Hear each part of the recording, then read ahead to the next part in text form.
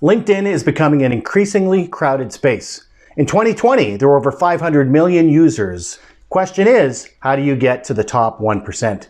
That's what today is going to show you, the top 5 tips to help you become part of the 1%.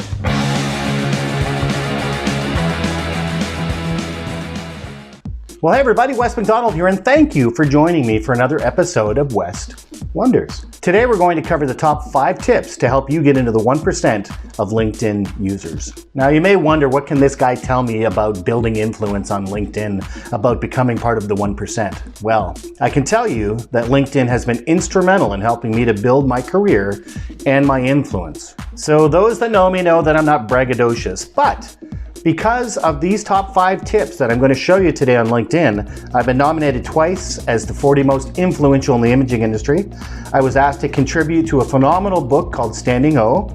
I was an ENX difference maker. And just recently, I was nominated as Ones to Watch in 2021. And I've got over 4,500 real connections on LinkedIn. So let's start with tip number 5. Roll up your sleeves, because it's time for you to build a killer profile. One of the things I notice on LinkedIn, to the detriment of most of the users, those that are not in the top 1%, is that their profiles are hobbled together and many elements of a good profile are actually missing. What I can tell you is that you need to really focus on this first. You want to make sure that your photo and your banner represent who you are. And what I mean by that is the professional version of who you are. Yes, we all have different personalities depending on if we're hanging out with our family or if we're on LinkedIn looking for work. If you notice in my profile, the picture isn't necessarily somebody in a suit, although that's okay, but it represents who I am. And it's consistent across my branding. So if you visit my YouTube page, when you visit my LinkedIn profile, when you visit my website, you're going to see very similar branding, and that's important. So I know it's nice to post pictures of you with your dog or your cat or maybe your family or anything else, but save that for Facebook. On LinkedIn, make sure that you're using that powerful ability of branding. People make decisions in a split second, and you want to make sure they know who you are as quickly as possible. The second thing that I would caution you to do is that in your tagline, many people make this common mistake. They list their job profile. Now, why on earth would you, if you're trying to be part of the top 1%, list your job profile? There are millions of sales reps on LinkedIn. There are millions of consultants on LinkedIn. There are millions of people trying to get other people's money on LinkedIn. And the minute they see your tagline and see that you're a sales rep or something else, you are putting yourself inside of a box that you do not want to be in. Use that tagline to talk about how you can help them. So if you look at my tagline, you can see very clearly that it doesn't say anything about my job. It doesn't say anything about the people that I work for. There's plenty of time for that further down in your profile, and we'll get to that in a short while. The other thing that nobody takes advantage of other than the top 1% is the featured content section. You want to make sure that any content that you produce, anything that's fresh and relevant and new, that you're putting in there, because when people are scrolling through profiles trying to find people to help them with their business needs or to find like-minded people to work on a project with, they learn a ton about you and your abilities and the fact that you're staying current in the industry. And now finally, you remember earlier I talked about your tagline and the description of yourself, that's not the place to put your job? Well, guess what? LinkedIn has an experience section, and guess what that has? A detailed listing of all your professional experience, from whatever's current to whatever happened in the past. So now is your time to shine. Treat it like a resume. Make sure that it's up to date. Make sure that you have logos for your company.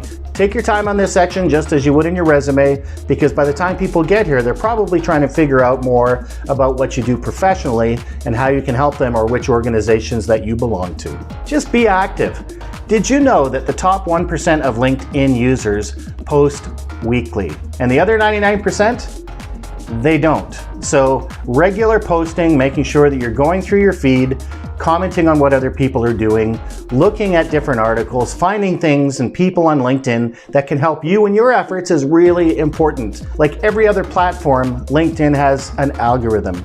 And I know when I haven't been consistent in my posting, and I sometimes make the same mistake, because when I begin to post again, when I start putting things out there, that the reactions and the comments and the number of views and everything else slows down dramatically. So do yourself a favor. If nothing else, just make sure that you are in LinkedIn being active once a week. If you're trying to get the attention of some people that you're trying to sell to down the road, then you want to make sure that when they're posting content, when they're taking the time to do that, that you are taking the time to comment and notice. This is your opportunity for them to get to see you more often. What do they say? I can't remember the statistic. I'm probably going to get it wrong, but I think they say on average that it takes 9 touches before a customer will actually buy something from you. Well, guess what? Those people that you're trying to influence and possibly get to buy something from you in the future, you can build those touch points on LinkedIn simply by paying attention to the content that they are producing. It really is that simple. The other thing that I would recommend is that you start producing some content yourself. The easiest thing to do, because it only takes a pen and paper or a typewriter or a keypad, I said typewriter. The easiest thing to do is start a blog, and believe me, you can use people within the organization or friends of yours to do some editing and stuff for you, but start thinking about topics that you think are relevant to the people that you're trying to influence on LinkedIn and start producing that content. So today, for example, I am producing a video on the 5 top tips of LinkedIn to get into the 1%, because I know that the type of people that I'm trying to reach out to, that this is important to them. So produce relevant content that's going to help the people that you're trying to work with and influence. Number 3, make sure that when you're producing video for LinkedIn, at very least, that you're doing it in the way that the algorithm likes. The best thing I can tell you for that is I'll post an image of one of my editing screens, but when I'm producing videos like this one, I'll produce a version of it for YouTube, and I'll produce a completely separate version of it for LinkedIn. And I guess the key differences is that all platforms like to have things uploaded directly, so you're going to get a lot more visibility, and LinkedIn's going to do a much better job of sharing your content if you're uploading it to their platform. So don't just simply post a video link from YouTube. I used to do that, and since I've started posting directly to LinkedIn's platform, my views have gone through the roof. So make sure you do that. Make sure that your video is 1080 by 1080, so that square profile LinkedIn likes. Make sure that you have an eye-catching frame that's built around that. And also make sure that you're using subtitles, because unlike YouTube, most people watching LinkedIn videos are, guess what, professionals, and they're probably in the office, and they probably have their volume turned down as they're doing work and other things. So make sure you do that. You can check out some of my videos, the more recent ones, to show you the difference between that and just putting a link in for YouTube. It'll really make all the difference in the world. Numero 2, get more connections, and get more real connections. One of the mistakes that I see people make, especially when they first start using LinkedIn, is that they start going through feeds and asking everyone and their uncle for a connection request. And this might have happened to you. LinkedIn pays attention to this. If enough people actually say that they don't know you or why you're trying to connect, you will be blocked from connecting for a period of time. And that's not fun, and that should tell you right away that you're doing something wrong. So one of the things that I can tell you, and this is probably the biggest takeaway that I ever learned when trying to get new connections that may or may not remember me, is to add a personal note. And LinkedIn gives you the ability to add a note, and within that note, don't just put some generic spammy thing about why you want to connect with them. Talk about something that is important to them, or talk about a way that you had connected with them and found them, right? So if they wrote a recent blog that you liked, or if they did a video that you saw, or if you attended a conference together, these are the kind of things that are going to take your connection requests from 0 to almost 100%. I guarantee it. I can't remember the last time I sent out a connection request and didn't have it accepted. And really, the only difference is that little note that personalizes it and lets them know that somehow we have a connection.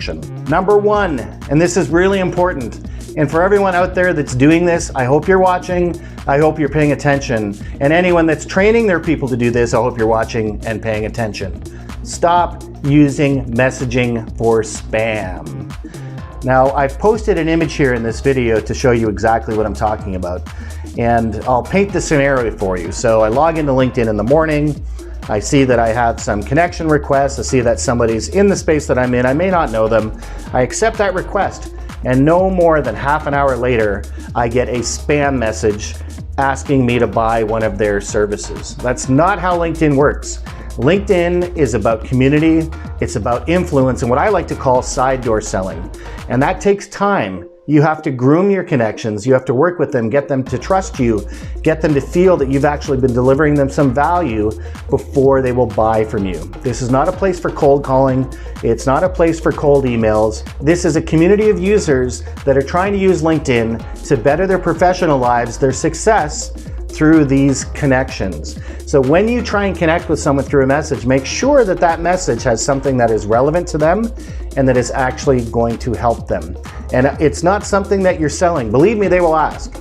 The way that I get all my sales leads on LinkedIn is by trying to be as helpful as humanly possible to those in my community. That's through posting blogs, that's through posting videos, that's through helpful tips, that's through exactly what we are doing today. When those people are ready to buy from you, they will. They'll use messaging to say, hey West, I really like that video that you did. Can you show me how to do that frame for LinkedIn? Or hey West, we think that we need someone to help us with our blog writing. We really love the content that you're putting out.